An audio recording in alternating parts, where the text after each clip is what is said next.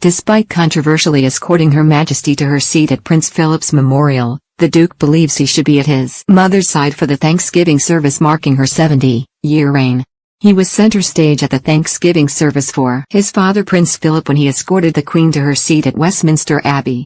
And that has given the emboldened Duke hope of being welcomed in from the cold and being a key player in the Jubilee events, including a memorial service planned for St. Paul's Cathedral. The surprise role was controversial but raised hopes for Andrew that he could be in line to play a key part in the June Jamboree to mark his mother's 70 years on the throne, despite objections from other members of the family including Prince Charles and Prince William. It is just weeks since the 62-year-old Duke of York settled a civil sex abuse case for an estimated £12 million. A royal source said, Prince Andrew does want to participate in the Platinum Jubilee celebrations and to be present at the St. Paul's Cathedral service of Thanksgiving and to pay tribute to the Queen's magnificent 70 years of public service. The Prince and Queen do have a close bond. The Queen knows exactly what she is doing. She's very much in charge. His appearance at the Abbey has given the emboldened Duke hope of being a key player in this summer's Jubilee events, despite objections by some family members. It is just weeks since Andrew, 62, paid an estimated £12 million to end a U.S. civil court sex assault case brought by Virginia Jubilee. The royal source added, Prince Andrew does want to participate in the Platinum Jubilee celebrations and to be present at the St. Paul's Cathedral service of Thanksgiving, and to pay tribute to the Queen's magnificent 70 years of public service. Her Majesty believes Prince Andrew is innocent. She is entirely of that view. The Prince was primarily present at the Duke of Edinburgh's memorial as a mark of respect for his father and to support his mother. He was simply doing his duty.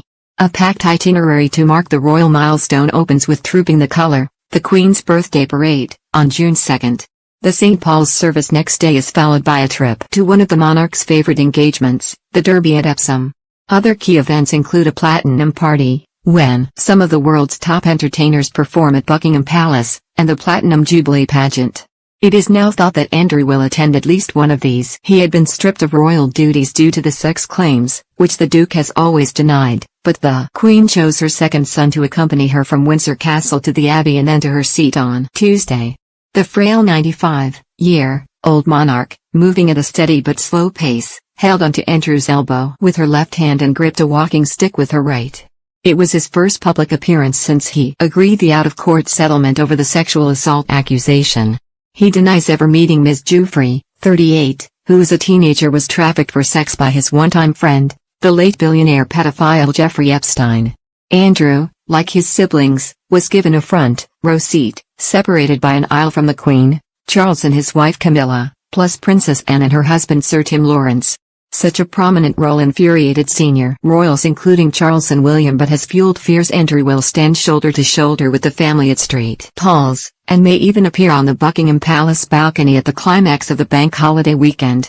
Although the Duke of York no longer carries out royal duties and has been stripped of his patronages and military affiliations, he is not barred from attending royal family events. The Jubilee celebrations begin 2 months today, suggesting that Andrew, who dominated coverage of the Abbey tribute, still has time to smooth the path to a key role on his journey to rehabilitation. Another royal source had suggested that the service would mark the prince's final public appearance and it was highly unlikely he would appear at Jubilee events. But others disagree, with friends indicating that he feels he still has something to offer, and that this week has given him fresh impetus to return to the heart of the royal family.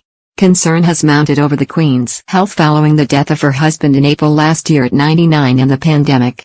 She has acknowledged her mobility problems and uses a walking stick, carrying out only light duties such as virtual audiences plus the occasional in-person one at Windsor. But her indefatigability has led commentators to suggest the sovereign is determined to enjoy a momentous Jubilee summer.